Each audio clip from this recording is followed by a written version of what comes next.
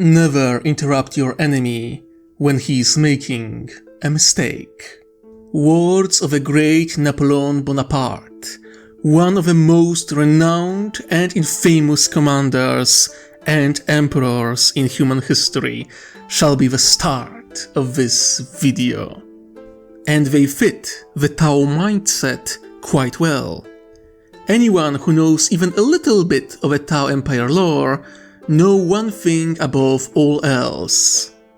For all descriptions pointing that the Tao have bovine heritage, they are no prey that can be easily spooked.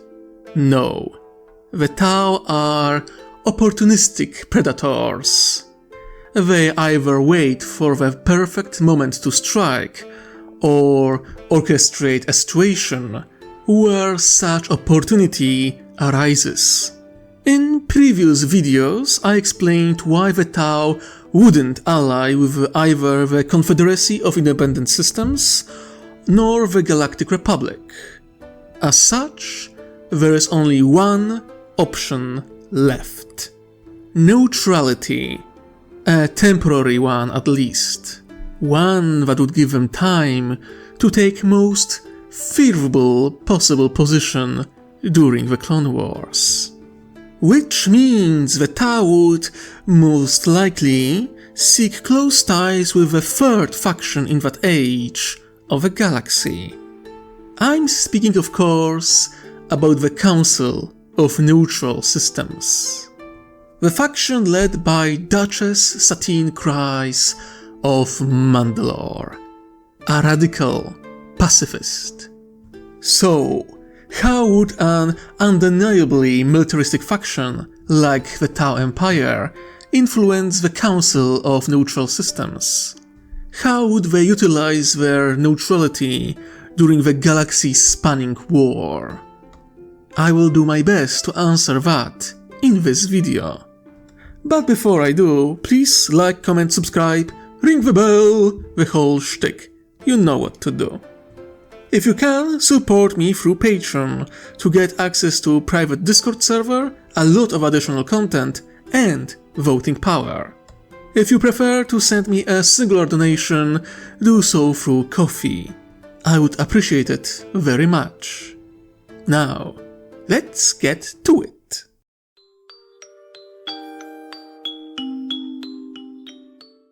As I was saying, the Tao are opportunistic, but that's not even half of the problem. The Tao, they are patient. They can and will play the long game against all and any foe they encounter. And with their quick technological progress and ability to assimilate other civilizations, time is on their side. Noah van Nguyen put it best in his amazing book, The Elemental Council. This is how Godr, a Kroot, described the Tao. They move like light across the stars, drifting in the void for centuries, millennia, eons. Still, the light comes. When it falls on your haunted Imperium, thank your dead Emperor that they will be more merciful than you were to them. Their patience will outlast your hatred. That's one of the best descriptions of the Tao in a 40k book I have ever seen. They aren't undefeatable or unstoppable, and yet they always expand. Their technology always advances. Number of their allies always grows. And that's mostly thanks to Tao mastery over the use of both soft and hard power, applying one or both in precise moment and place for maximum impact and benefit.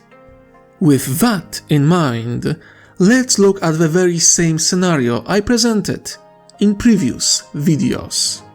The Tau Empire gets transported into the Star Wars galaxy 5 years before the Clone Wars, in the mirrored position of their own galaxy, maybe a bit below of the galactic disk, to put them in the wild space proper. With general dislike of large-scale war and skill of a watercast, Tau would be able to establish either positive or neutral relations with major factions and local systems. For the most part, at least.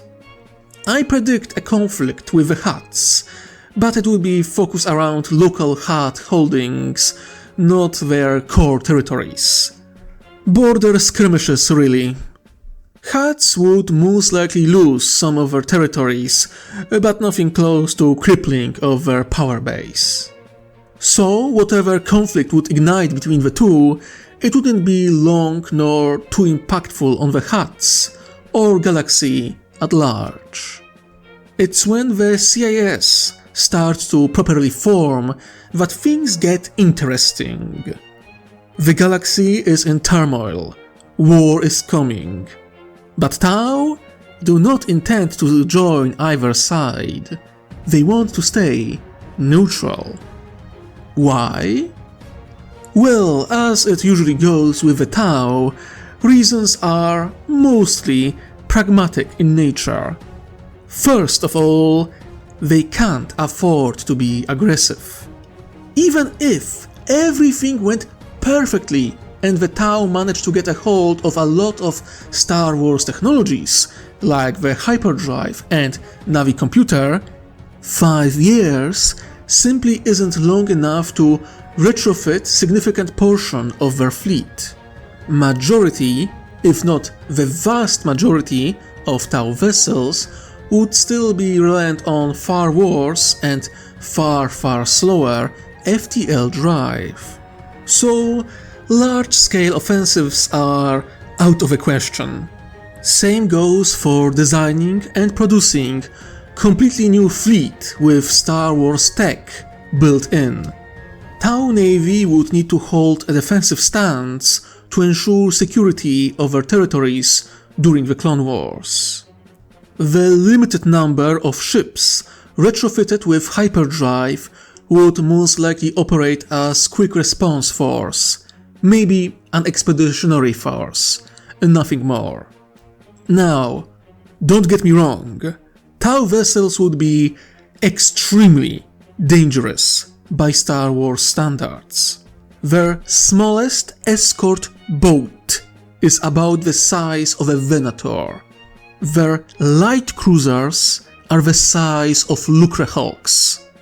Cruisers can be compared with both Subjugator-class heavy cruiser of the CIS and Praetor-class battlecruiser of the Republic. Their battleships can easily be compared to Mandator dreadnoughts created by quad-drive yards. Hell, if the scale comparison I've made, basing it on Battlefleet Gothic Armada, is accurate, one of the turrets on Custodian-class battleship is 300 meters across, counting the barrels. That's the length of Nebulon B frigate, or very close to the size of Arquintus-class light cruiser. That's the kind of guns they have on board, so Tau shouldn't worry about lack of firepower in the Star Wars setting. But each vessel has a very limited number of such guns and turrets. With enough numbers, even a dreadnought can be surrounded and granted death of 1,000 cuts. So yeah, for all their firepower and might of their fleet, not even mentioning the sizable professional army with experience that factions of the Star Wars galaxy in prequel era simply lack, they don't really have the ability to project this might outwardly on a large scale. And while powerful, they aren't dumb enough to think that factions that are magnitude times larger than them wouldn't be able to simply drown them with superior numbers. Remaining neutral, even if only temporary, gives them a chance to retrofit even more of their vessels and quietly observe their potential enemies, see their strengths and weaknesses, as well as determine which side to join in just the right moment.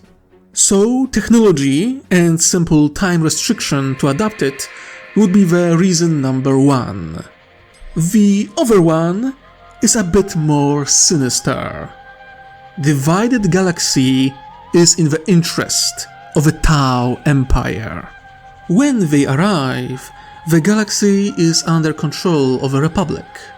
Sure, there are huts, corporations, and neutral systems, but overall, the Republic is the superpower of a Sky River galaxy. It's unipolar system of power, where the Republic determines basically everything. The Tau Empire is an expansionist faction by nature, and they can't expand in the galaxy where the Republic holds the position of a hegemon. They aren't dumb enough to poke this sleeping giant. If the first contact goes well, and Tau get access to publicly accessible data about Republic history, they will quickly find out that the Republic crushed far more powerful enemies in the past. They can't even really expand into unwanted or abandoned systems, not for long at least, because Republic is jealous of their dominant position. They do not tolerate rivals. Hell, on the example of a Hook War, where the Republic supported Yamri rather than enslaved Kali, we know they are more than fine with abandoning their own morals for the sake of trade deals. So there is no guarantee that Tau could expand their sphere of influence safely without the Republic countering their movement. In the Milky Way, Tau utilize eternal conflict among the stars to their advantage, using distraction and need to move forces to other fronts to strike, capture worlds, and expand when their enemy was unable to counter them. Such moves aren't possible in the Sky River galaxy. Not before the start of the Clone Wars, at least. The war between the Republic and the CIS is something that Tau would very much would like to see. It means the breaking of unipolar order of a galaxy creates tensions and weaknesses which can be exploited. It's a perfect opportunity for the Tau to play both sides for their own benefit. As they say, when two dogs fight for a bone, the third runs away with it. Now, the third reason is an ideological one. I explored it deeply in previous videos, but in short, the Republic and the Confederacy simply aren't compatible with the greater good. The Republic is corrupted, bureaucratic nightmare that sucked dry the Outer Rim, left them defenseless, and sold them to corporations. The Confederacy is controlled by the very corporations that were given political power by the Republic. Both are selfish entities that care only for the wealth and power. They claim they care for the good of the common people, but we all know that's a lie, a farce. If they cared, the Clone Wars would never came to pass. The Tau wouldn't join either side for ideological reasons, not to mention that they wouldn't see much benefit from joining either of them. What could they gain? Technology can be bought or acquired from alternative sources. The Tau Empire is self-sufficient and self-sustaining. They have no need for the resources and trade lanes of either of the factions. Security? Tau are doing quite well on that front themselves. So, there is no real reason for them to join either side. And with our reasons pointed above, neutrality is the best option.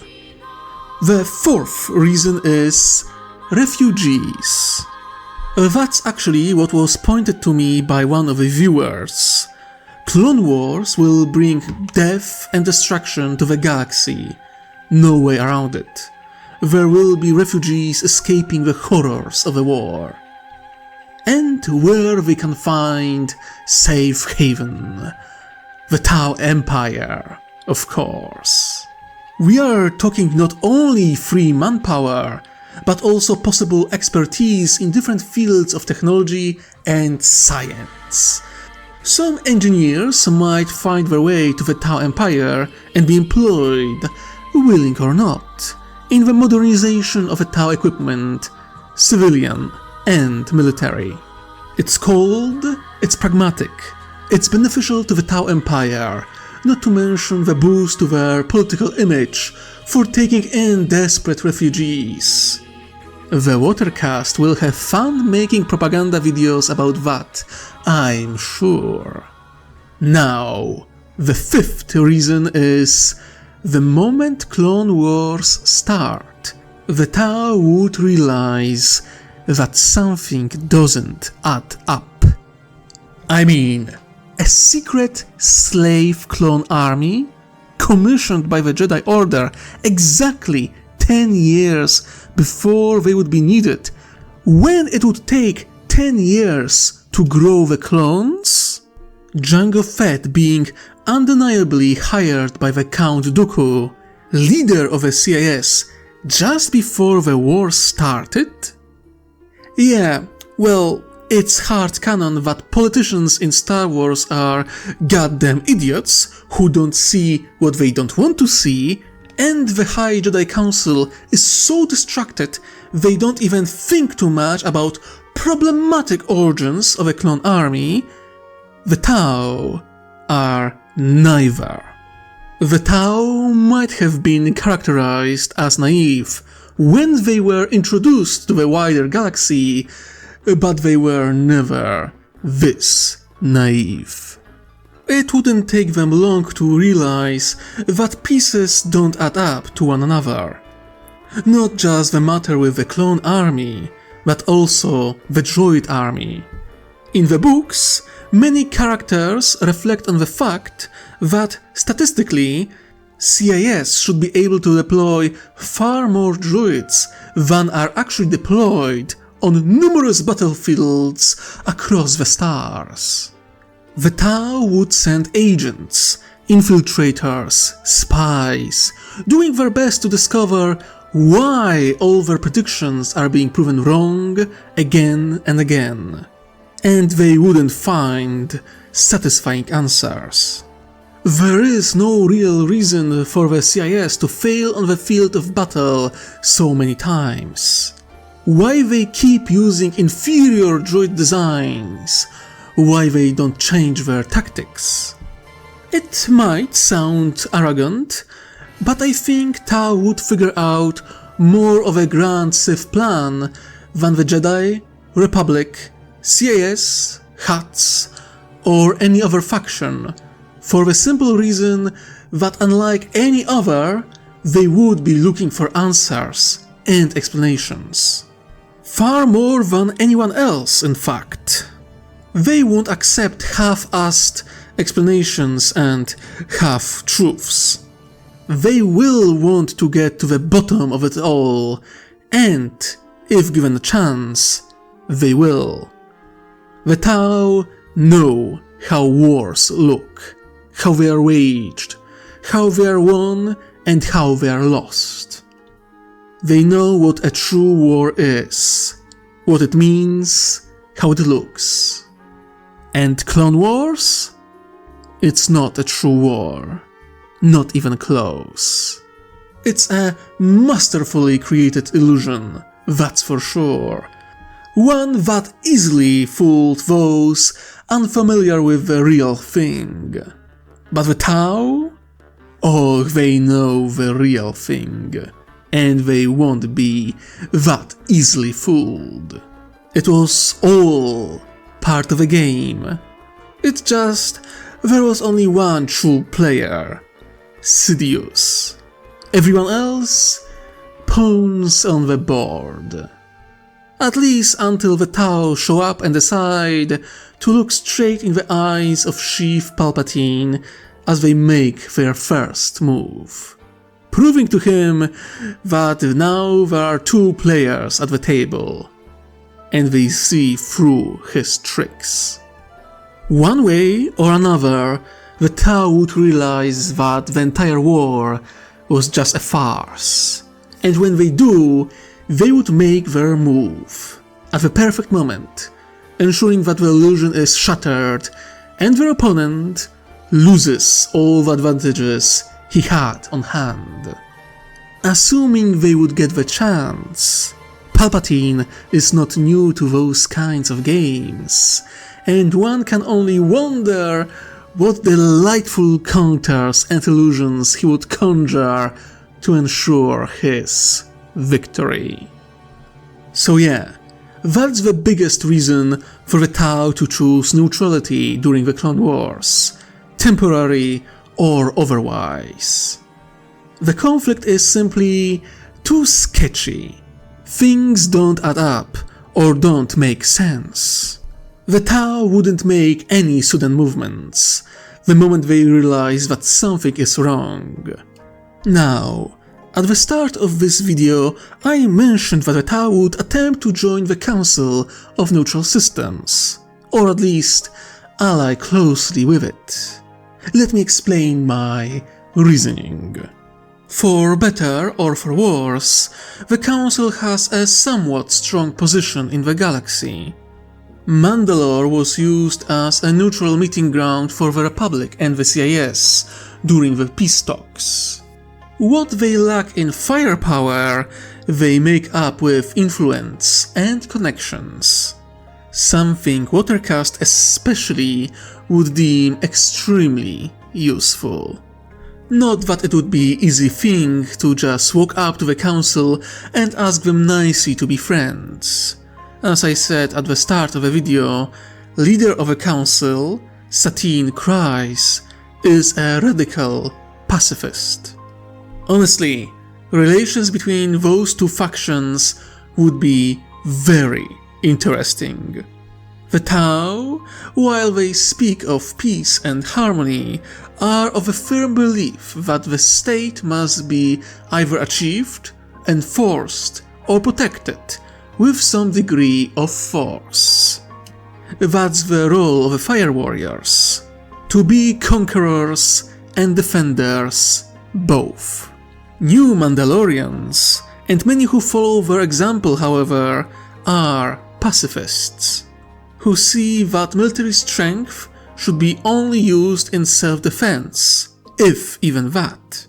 Sure, not all members of the Council were pacifists, just like not all neutral systems joined this organization, but it's hard to deny that it was Mandalore and Satine who led that faction. Seeing how staunchly she criticized people taking part in the war, one could suspect she wouldn't be a fan of the Tau Empire and their methods. I honestly can't be sure if she wouldn't block the Tau from joining the Council, suspecting them of harboring ulterior motives. She would be right, of course. There are few things Tau do where they don't have ulterior motives. But at the same time, could she really afford denying the potential of their membership? The Tau merchant fleets should be capable of reaching some of the neutral systems and have enough firepower to keep even Republic and CIS forces at bay. As war ravages the galaxy and trade lanes are cut, well, I don't think even Satine would possess enough influence from halting Tau membership. Though tensions would be high, and I doubt there would be much warmth between the two factions. One can wonder if members of the Council don't change their stance, subscribing to more pragmatic, militaristic stance of the Tau, rather than idealistic, pacifist stance of new Mandalorians. Then there is the matter of a Death Watch, the militaristic faction of Mandalorians. Tau would most likely want to use them, not to take over Mandalore, that would be counterproductive. Overthrowing Satine, even with a proxy, could destabilize the faction they wanted to use for their own gains. But to use them to unite all warlike clans of Mandalorians scattered across the galaxy? Now that's something useful. I can assure you that the Tau wouldn't appreciate someone like Pre Vizsla. Now it might sound a bit personal, but Pre Vizsla isn't worth the armor he's wearing. He isn't a great leader, warrior, strategist, tactician, or politician. Not to mention he is a coward and a terrorist who preys on the weak to prove he is strong. I am more than certain that there are humans in the Tau Empire who could eat him for breakfast. There are ex tempestus scions who follow the greater good, after all. If Ethereals wish it, the Dark Saber would be in the hands of their agent in short order, just as the Death Watch would become their asset. One that could be used during the war while keeping the Tau Empire officially uninvolved. You must keep that in mind. The Tau wouldn't be idle. They would be gathering more and more assets, wherever and whenever they can. And there are many neutral forces that can be turned into assets. Mandalorians and Rogue Jedi I spoke about before are just two of many of such potential tools.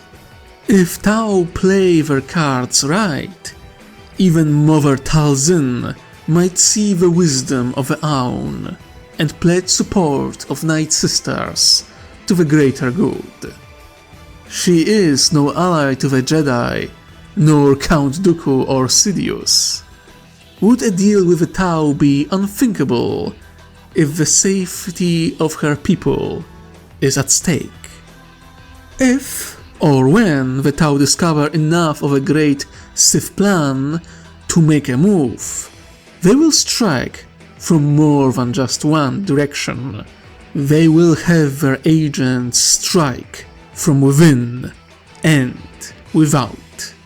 When the moment is right, when their intervention will lead to greatest impact, then they will strike. Be it against the Republic or the CIS, well, only time and fickle winds of fate can tell. And on that ominous note, I will be ending this episode. I won't be going into all possible scenarios of Tau joining the Clone Wars, because depending on the moment, when they strike, and on whose side, the scenario changes drastically.